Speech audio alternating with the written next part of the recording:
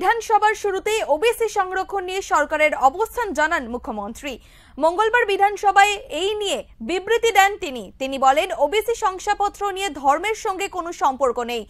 আর্থিক অনগ্রসরতার ভিত্তিতে সমীক্ষা হয়েছে, ওবিসি তালিকা তৈরি করেছে সরকার। এদিকে ওবিসি ইস্যুতে মুখ্যমন্ত্রীর এই বিবৃতির পরেই অধিবেশন কক্ষে শুভেন্দু অধিকারী কিছু বলতে চাইলে হাত তোলেন। বিরোধী দলনেতা অভিযোগ, তাকে 2 মিনিট বলার সময় দেওয়া হয়নি। তারপরে বিধানসভা থেকে ওয়াকআউট করেন শুভেন্দু সহ বিজেপি বিধায়করা।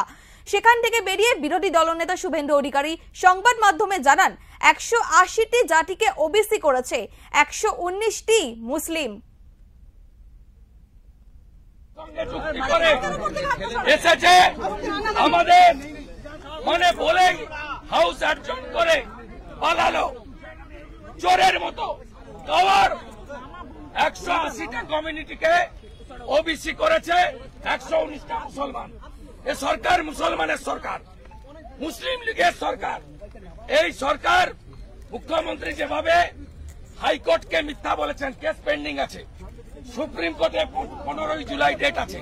মিথ্যে স্টেটমেন্ট গুলো আমরা একটা কিছু বললে বলে সাবজুডিস। আজকে হাইকোর্ট সুপ্রিম কোর্ট পেন্ডিং থাকা অবস্থায় আগে থেকে নোটিশ না দিয়ে, কপি প্রত্যেকটা এমএলএ কে না দিয়ে অপোজিশনকে 2 মিনিট বলার সুযোগ দেয়নি। চোরের মতো চোর মমতা, চাকরি চোর মমতা, বালি চোর মমতা, গরু চোর মমতা, হিন্দু ওবিসিদের অধিকার চুরি করা মমতা বক্তব্য রেখেছে। স্পিকার কয়েক সেকেন্ডের মধ্যে অ্যাডজন করে পালিয়েছে। আমরা ছাড়ব না, এখানে লড়াই হবে, আইনি লড়াই হবে, হিন্দু ওবিসি অধিকার রক্ষার লড়াই রাস্তাতেও হবে। এদিন ওবিসি সংরক্ষণ নিয়ে বিজেপির রাজ্য সভাপতি সুকান্ত মজুমদার জানান, ওবিসি এর মধ্যে সমস্ত মুসলিমদের ঢুকিয়েছে মমতা বন্দ্যোপাধ্যায়।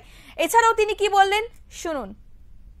মমতা বন্দ্যোপাধ্যায় যেভাবে ওবিসি এ এবং ওবিসি বি তৈরি করে ওবিসি এর মধ্য দিয়ে মুসলিমদেরকে যেভাবে ঢুকিয়েছেন, এবং সব মুসলিম 2-4টে বাদ দিয়ে সমস্ত মুসলিমদেরকে তিনি ওবিসি এতে ঢুকিয়ে দিয়েছেন। থানায় ঢুকিয়েছেন ওবিসি এর রিজার্ভেশনে।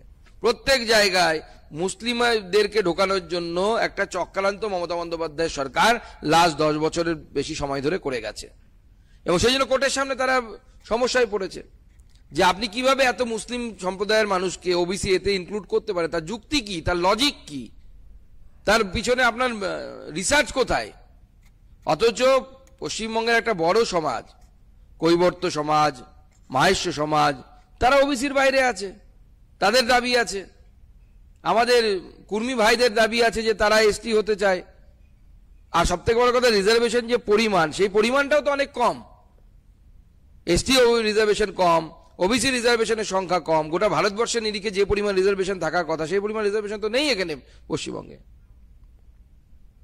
বিধানসভা থেকে বেরিয়ে শুভেন্দু অধিকারী জানান, 8 মাস বাকি আছে নির্বাচনে, স্পিকারের চাকরি থাকবে কিনা জানি না। কি বললেন শুনুন। স্পিকার নেবে না, তার কারণ এই স্পিকারের একটা চোখ বরাবর বন্ধ থাকে।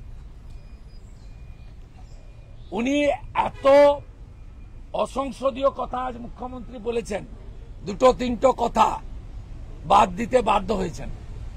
এটা আমি বলে গেলাম, এই স্পিকারের চাকরি থাকে কিনা জানি না। 8 মাস বাকি আছে, 8 মাস বাকি আছে নতুন নির্বাচনের। চাকরি থাকবে কিনা জানি না। এই স্পিকার একটা চোখ বন্ধ রাখেন, এটা সবাই জানে।